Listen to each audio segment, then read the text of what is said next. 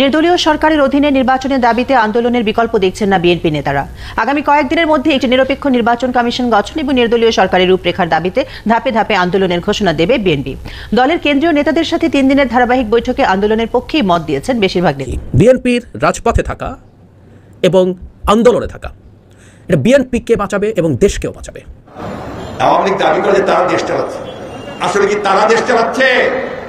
তারা দেশ চালায় না, এক অদৃশ্য শক্তি দেশ চালাচ্ছে বন্ধুগণ, এবং যাদের নির্দেশে তারা আজকে বাংলাদেশে মানুষের অধিকারগুলোকে কেড়ে নিয়েছে। দর্শক, নির্দলীয় নিরপেক্ষ সরকারের অধীনে নির্বাচনের দাবিতে আবারও আন্দোলনে সক্রিয় হচ্ছে বিএনপি। নেতাকর্মীরা জেল থেকে মুক্তি হওয়ার পরেই নতুন করে আন্দোলনের যেই ঘোষণা সাজিয়েছেন বিএনপি, সেটি বিস্তারিত দেখাবো আজকের ভিডিওতে। কি বলছেন বিএনপির নেতাকর্মীরা? আবারও তারা সহযোগী যে সকল দল আছে তাদেরকেও আন্দোলনে জড়াতে চান এবং আন্দোলন অব্যাহত রাখতে চান। তবে সে বিষয়ে বিএনপি যদি আন্দোলন করে তাহলে কি লাভ কিংবা কি ক্ষতি, সে বিষয়ে বলছেন ডক্টর জাহিদুর রহমান। শুনবো তার বক্তব্য, বিস্তারিত দেখুন আজকের ভিডিওতে। নির্দলীয় সরকারের অধীনে নির্বাচনের দাবিতে আন্দোলনের বিকল্প দেখছেন না বিএনপি নেতারা। আগামী কয়েকদিনের মধ্যে একটি নিরপেক্ষ নির্বাচন কমিশন গঠন এবং নির্দলীয় সরকারের রূপরেখার দাবিতে ধাপে ধাপে আন্দোলনের ঘোষণা দেবে বিএনপি। দলের কেন্দ্রীয় নেতাদের সাথে 3 দিনের ধারাবাহিক বৈঠকে আন্দোলনের পক্ষেই মত দিয়েছেন বেশিরভাগ নেতা। সেই সাথে সংগঠনকে শক্তিশালী করার কথাও বলেছেন তারা। আরও জানাচ্ছেন শফিক আহমেদ। বিএনপি নির্বাহী কমিটির সর্বশেষ সভা হয় 2018 সালের 3 মার্চ। সেই সভায় নেতৃত্ব দেন বিএনপি চেয়ারপারসন বেগম খালেদা জিয়া। প্রায় 3.5 বছরের বেশি সময় পর আবারও বৈঠকে বসেছেন বিএনপি শীর্ষ নেতৃবৃন্দ। 3 দিন ব্যাপী ধারাবাহিক এই বৈঠকে সভাপতিত্ব করেছেন দলের ভারপ্রাপ্ত চেয়ারম্যান তারেক রহমান। প্রথম দিনের বৈঠকে ছিলেন দলের ভাইস চেয়ারম্যান, চেয়ারপারসনের উপদেষ্টাদের 62 জন সদস্য। দ্বিতীয় দিনের বৈঠকে ছিলেন যুগ্ম মহাসচিব, সাংগঠনিক সম্পাদক এবং সহ সম্পাদকদের 162 জন। তৃতীয় দিনের বৈঠকে অংশ নেন দলের 11টি অঙ্গ এবং সহযোগী সংগঠনের 54 জন নেতা। ধারাবাহিক এই বৈঠকে নিজেদের ব্যর্থতা, সংগঠনের দুর্বলতা নিয়ে আলোচনার পাশাপাশি নির্দলীয় সরকারের অধীনে আগামী সংসদ নির্বাচন, খালেদা জিয়ার মুক্তি এবং আন্দোলনের কৌশল নিয়ে কথা বলেন নেতারা।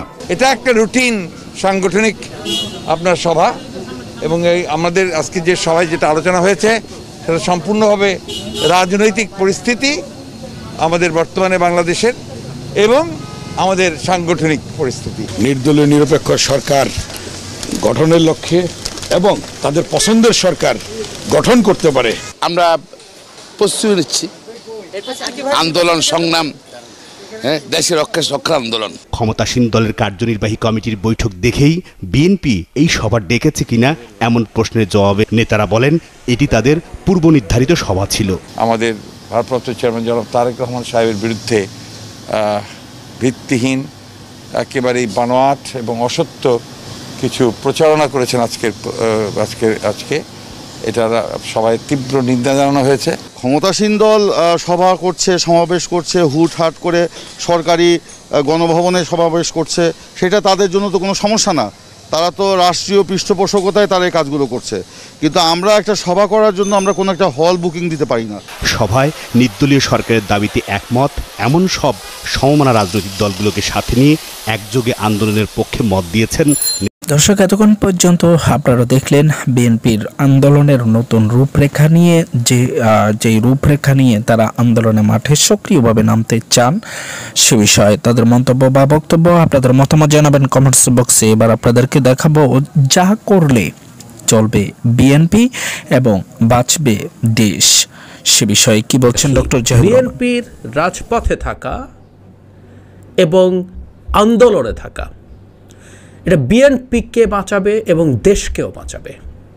কেন আমি সেই প্রসঙ্গে আসবো, তার আগে বর্তমানে বিএনপির কি করা উচিত অনুচিত নিয়ে নানান রকম কথাবার্তা আলোচনা আমাদের জনসমক্ষে, পাবলিক স্ফিয়ারে, জনপরিসরে চলে।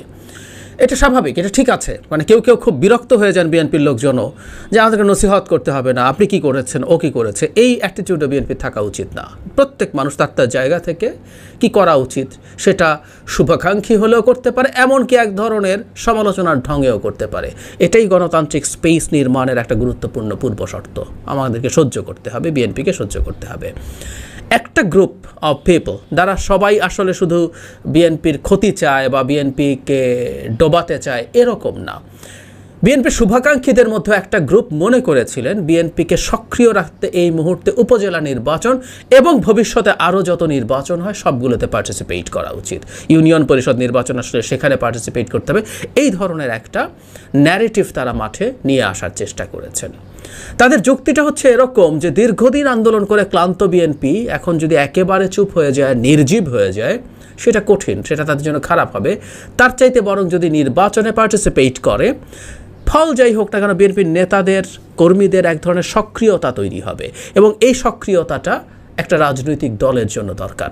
অ্যাপারেন্টলি যুক্তি হিসাবে খারাপ না, কিন্তু আমরা যদি চিন্তা করি যে নির্বাচনে, যে উপজেলা নির্বাচনে আওয়ামী লীগকে খেয়ে ফেলছে, আওয়ামী লীগের উপরে এমনভাবে চড়াও হচ্ছে যে সাক্ষাৎ প্রধানমন্ত্রীকে, স্বয়ং প্রধানমন্ত্রীকে বলতে হয়েছে নির্বাচনের ক্ষেত্রে মন্ত্রী এমপিদের স্বজনরা যাতে পার্টিসিপেট না করে, তাও সেটা পেরে ওঠা যায় নাই। এবং বিএনপির বিদ্রোহী যারা পার্টিসিপেট করেছেন তাদের মধ্যে মাত্র 7 জন নির্বাচনে জিতেছেন বলে আমরা দেখেছি, মাত্র 7 জন। কোনো না কোনোভাবে এটাই হওয়ার কথা। ইনফ্যাক্ট প্রায় 500 উপজেলায় আপনি যদি বিএনপি অঘোষিতভাবে পার্টিসিপেট করতো, 10, 15, 20, 25টাই জিততে পারত 5%, 7%-এর ক্ষেত্রে। এই জেতায় আসলে বিএনপির অর্জন কি হতো? বরং আবারও বলছি, সার্টিফিকেট দেওয়া হতো আওয়ামী লীগকে যে বিএনপি, এগুলো তো এবার মার্কায় হচ্ছে না, বিএনপি যদি মার্কায়, মানে মার্কা এখনও আইনে আছে, আওয়ামী লীগ মার্কায় করছে না, তার আমিটামি নির্বাচন, বিএনপি যদি তার মার্কা না দিয়ে মার্কা ছাড়াও পার্টিসিপেট করতে দিত, দিনের শেষে এটা বিএনপি পার্টিসিপেট করেছে বলেই বলা হতো এবং এটা টেকনিক্যালি সঠিকও হতো। তাতে দাঁড়াতো এরকম যে বিএনপি পার্টিসিপেট করার পরও সেই নির্বাচনে ধরুন 50টাই পেল, 10% অফ দ্য সিটস ইউনিয়ন পরিষদ, উপজেলা পরিষদের মধ্যে। এইটা করে একটা অংশগ্রহণমূলক নির্বাচন হয়েছে যেখানে জনগণ আওয়ামী লীগকে ম্যান্ডেট দিয়েছে, এই পারসেপশন তৈরি করত। বরং নির্বাচন করার ক্ষেত্রে আরেকটা ক্ষতির জায়গা তৈরি হওয়ার সম্ভাবনা ছিল, সেটা হচ্ছে এই রকম যে আপনি আবার নতুন করে হামলা, মামলা, হয়রানির মুখোমুখি পড়বেন। সবই হতে পারতো। সেই কারণে আমি কোনোভাবেই এই পথটাকে সঠিক মনে করি না। তবে একটা জায়গায় আমি একেবারে একমত, সেটা হচ্ছে একটা রাজনৈতিক দলের নেতাকর্মীদেরকে সক্রিয় থাকতে হয়। সক্রিয়তা না থাকলে আসলে শেষ পর্যন্ত ক্ষতিগ্রস্ত হয়। এখন এই ক্ষতিগ্রস্ত হওয়ার ব্যাপারটা আমাদের একটু মাথায় রাখতে হবে, সেটা থেকে দূরে কিভাবে রাখা যেতে পারে। আমার কাছে সলিউশন হচ্ছে, ক্লিয়ার সলিউশন হচ্ছে নির্বাচন না, মাঠে থাকা, আন্দোলনে থাকা, নানা রকম রাজনৈতিক কর্মসূচির মধ্যে থাকা, এমনকি যদি কখনো লিফলেটও বিতরণ করতে, লিফলেট মানে রাজনৈতিক কর্মসূচির মধ্যে। কেন বলছি কথাটা এবং কেন এটাই সঠিক সময় এবং এটা চালিয়ে যেতে হবে? প্রথম কথাটা হচ্ছে, আপনি আবার 5 বছর এই সরকারটা ক্ষমতায় থেকে যাবে, তারপর আমি 4 বছর 4.5 বছরের মাথায় গিয়ে আবার মুভ করব, এই পারসেপশন বিএনপির নেতাকর্মীদেরকে শেষ করে দেবে।